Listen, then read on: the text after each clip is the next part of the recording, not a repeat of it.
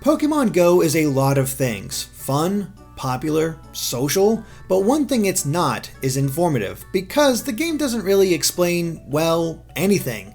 And as a result, there's a lot of rumors, myths, and hearsay floating around. So we're here to find out whether these myths are true, false, or somewhere in between. Hey, did you know that tapping the Pokeball after throwing it allows you to pick it back up? Hopefully not, because this was one of the earliest rumors going around that's completely false.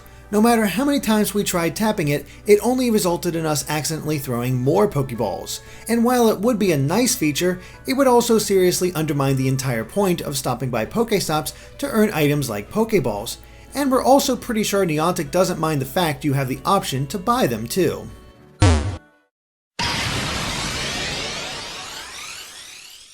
There are tales of Pokemon being found in all kinds of context-sensitive places, like fire Pokemon at fire stations or ghost Pokemon in graveyards. So does this one stand a ghost of a chance of being true? Not really. While it is possible to come across a ghastly Haunter or Gengar in a cemetery, it's the exact same odds you have of encountering anything else too. Plus, it might be pretty tactless to encounter ghost Pokemon in a place meant to respect those who have passed on. So consider this rumor, not dead, that would be insensitive. Fainted?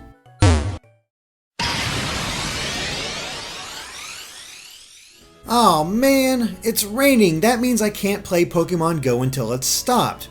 Wait a minute, there might be water Pokemon out there now. Except, no, that's not how Go works. The game only tracks your location, not the weather patterns. Besides, Niantic wouldn't want to encourage people to go out in the rain or hail. Just wait for a sunny day to continue hunting.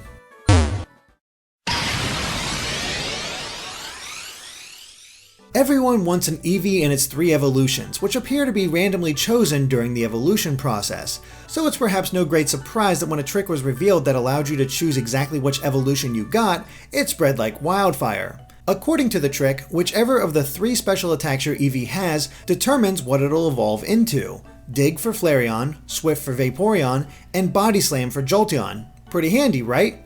There's just one small problem. It's completely wrong, but that hasn't stopped it from still being shared as common knowledge, although another Eevee myth is starting to take its place.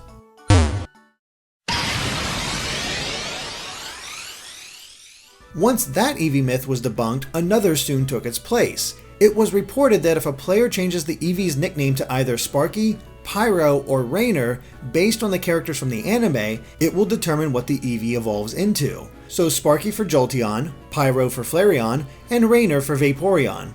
Now let's be honest, this sounds completely insane and could in no way actually affect what Eevee evolves into.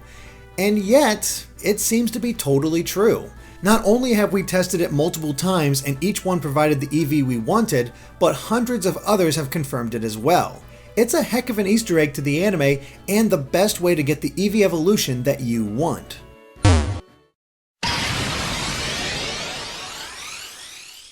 One of the bigger mysteries in Pokemon Go, at first, was what did the pulsating nearby icon mean? Except it didn't remain a mystery for long, as it quickly became accepted that it pulsates faster the closer you got to the Pokemon you're trying to track down, allowing you to use it a bit like a radar, which would be awesome. Except, yeah, you know where this is going. That's not how it works, at all. Instead, the pulses indicate a new Pokemon has entered the list, and you are getting closer to it. Because of this, many people became convinced that highlighting a Pokemon and walking in the direction of when the pulses occurred would act as a radar to find that Pokemon. And because there was already a Pokemon near you, it often seemed to work. But again, this is simply another case of coincidences being misinterpreted.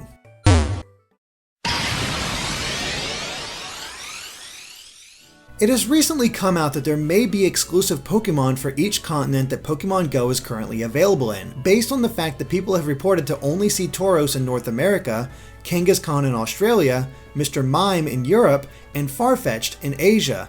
And with the mass amount of anecdotal evidence, it seems there may just be something to this. However, we have also heard reports of people seeing Pokemon outside of those regions, albeit with little proof. But that's where you come in. Have you encountered any of those 4 Pokemon in the wild on a different continent?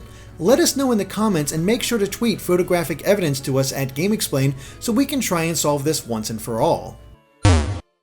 These are some of the most predominant myths in Pokémon Go. A few are true, but most are false, and many others are almost certain to pop up.